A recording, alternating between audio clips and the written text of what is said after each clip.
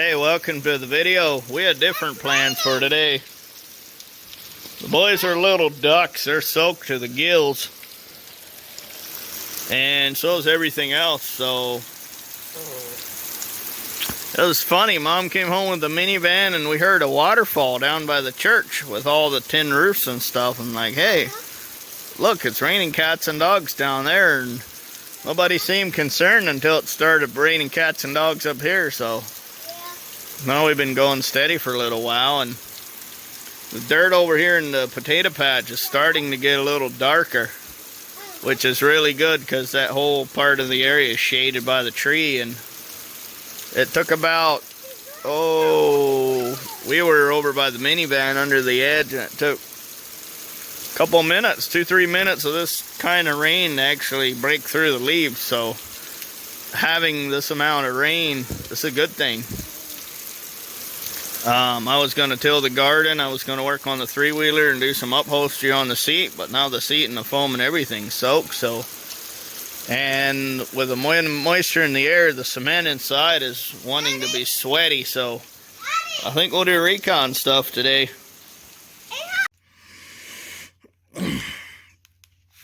All right, guys.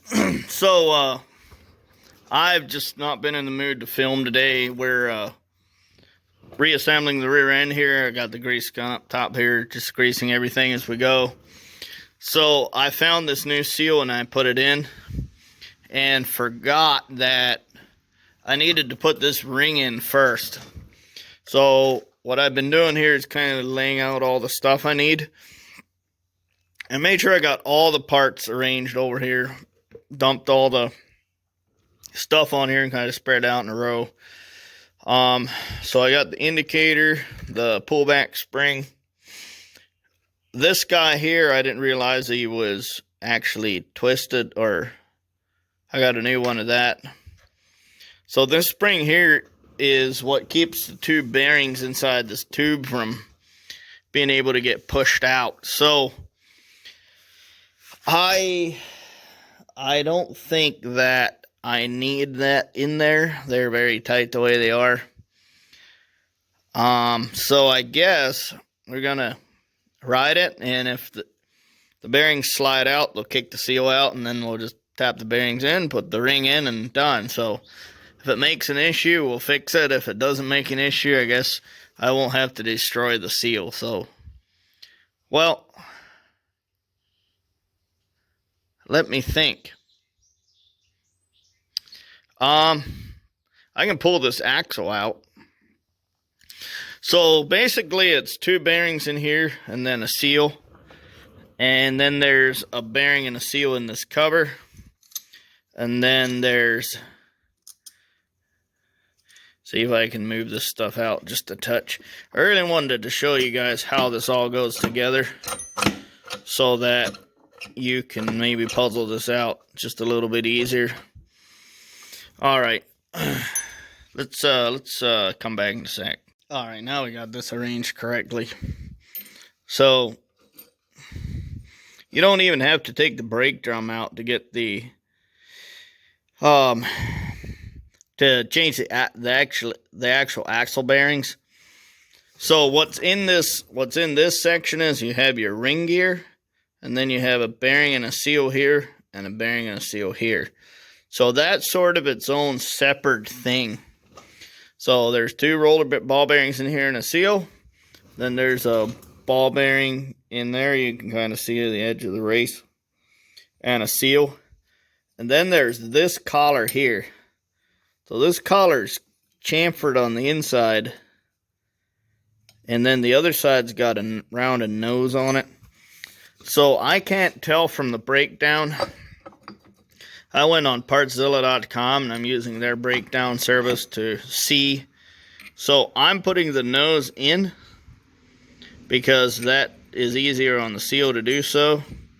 And then they show this ring. This ring could actually be flipped. Oh yeah, it is marked. It says outside. So that makes sense too. So the outside edge of the ring goes against the bushing I think it's a bushing.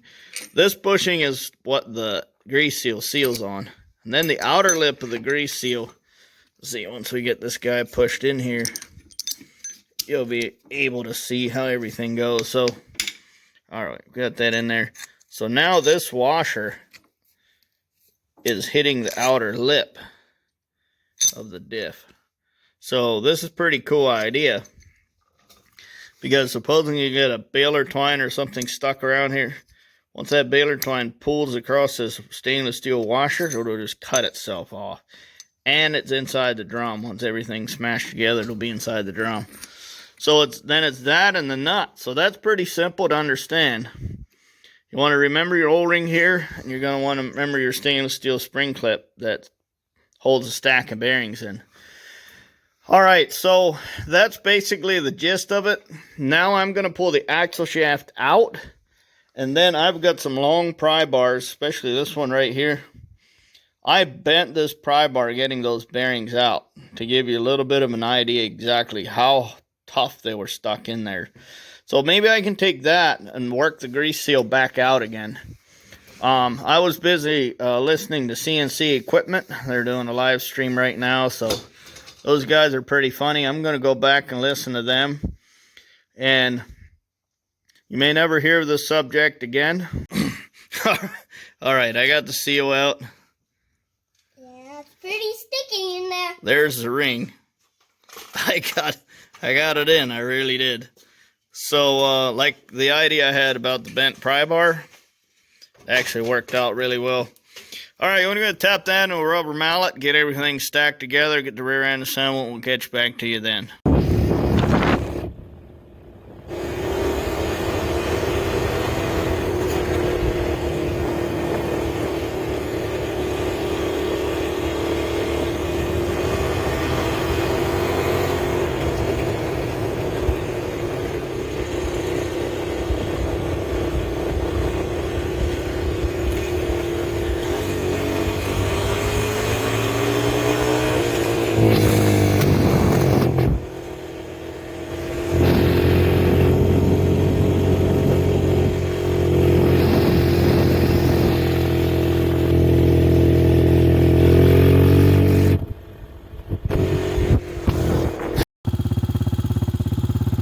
Hey guys, we are back. I got all the rear end of the stuff put together.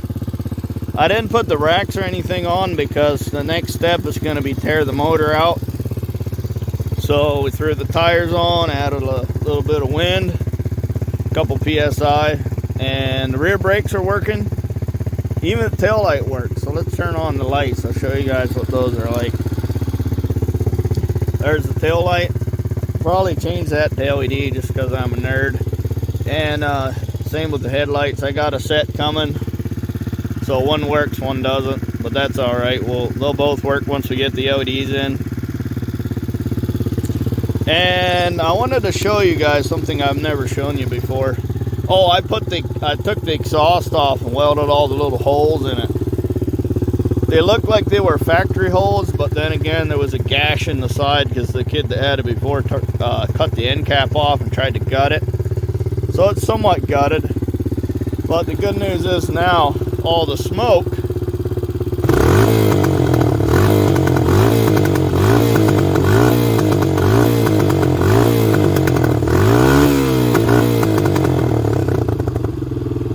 yeah, no joke. That's how much smoke it is. There's still a cloud of smoke all the way down the lane and all the way across. So that'll be the end of the episode, except for one more thing. I came down here to see, just to see how the rain and everything was going.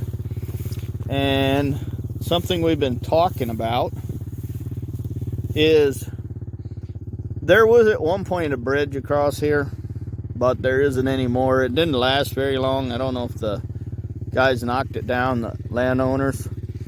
But I had this idea is, why couldn't we just make a trail go sideways, up the side? You could take a couple of dirt shovels and a mattock and just take 2 foot of dirt and throw it over 2 foot, and then you'd have a 4-foot trail to go up. And if we slope it in hard enough, it'll do the work for us. So